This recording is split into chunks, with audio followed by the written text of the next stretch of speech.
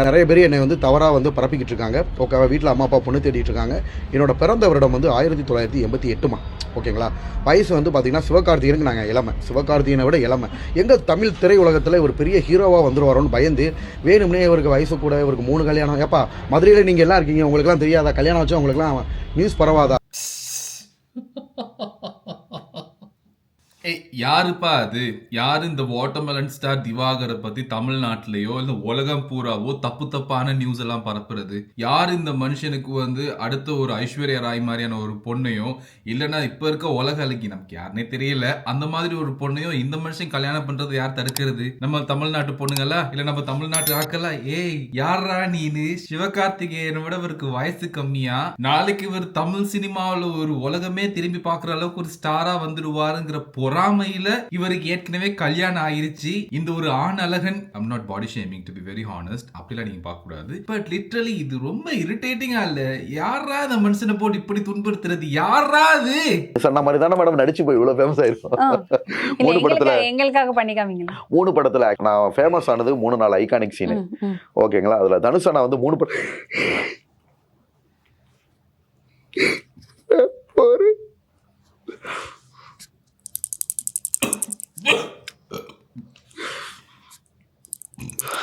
இந்த சீன் தான் அதிகமா மக்கள் கிட்ட ரீச் ஆனது மேடம். எங்க இந்த கருணை கொலை அப்படிலாம் இன்னும் சட்டம் இருக்கா எதுவும் ஊர்ல? நல்ல நேரம் கவுண்டமணி அவர்கள் வந்து ரிட்டையர் ஆயிட்டாங்க.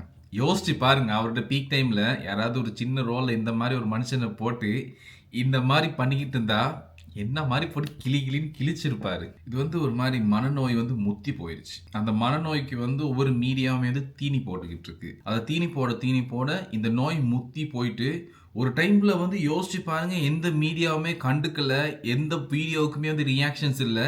ஈவன் கெட்ட வார்த்தையில திட்டுறது கூட இந்த மனுஷனை யாரும் யூஸ் பண்ண மாட்டேங்கிறாங்க. அப்படிங்கும்போது மென்டலி ஒரு மாதிரி ரொம்ப டிப்ரெஷனுக்குள்ள போயிட்டு இந்த மனுஷன் எது வேணாலும் பண்றதுக்கான சான்சஸ் இருக்கு. அதை கூட என்னால சகிச்சுக்க முடியும். அந்த 3 படத்துல அந்த சீனை ரீக்ரியேட் பண்றேன்னு சொல்லிட்டு பண்ற அந்த அக்க போறலாம். புதுப்பேட்டை படத்துல ஒரு டயலாக் பேசி காட்டுங்களா? பொறுக்கி பண்ணாட உனக்கு எல்லாம் கூட்டுறதுக்கு வேறுமே கிடைக்கலையா? ஒரு அரை நாள் ராத்திரி என் பண்டாட்டியோட சந்தோஷமா இருந்துட்டு உங்ககிட்ட எல்லாம் சொல்லணும் தான் இங்க ஒருத்தர் ஓடி போயிட்டா, அங்க ஒருத்தர் ஓடி போயிட்டா. ஏண்டா இது மறுநாள் சொல்லக்கூடாதா?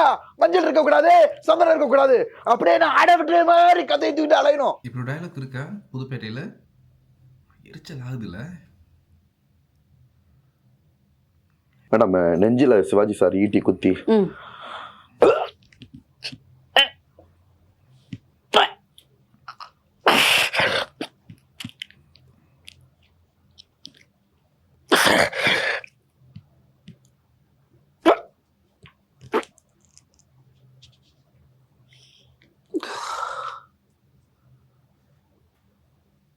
செத்துட்டான். ஆண்டவா, இந்த தமிழ்நாட்டு மக்களையும் இந்த தமிழ்நாட்டு மீடியாவையும் இந்த தர்பூசணி வாங்கிட்டு காப்பாத்துங்க சாமி.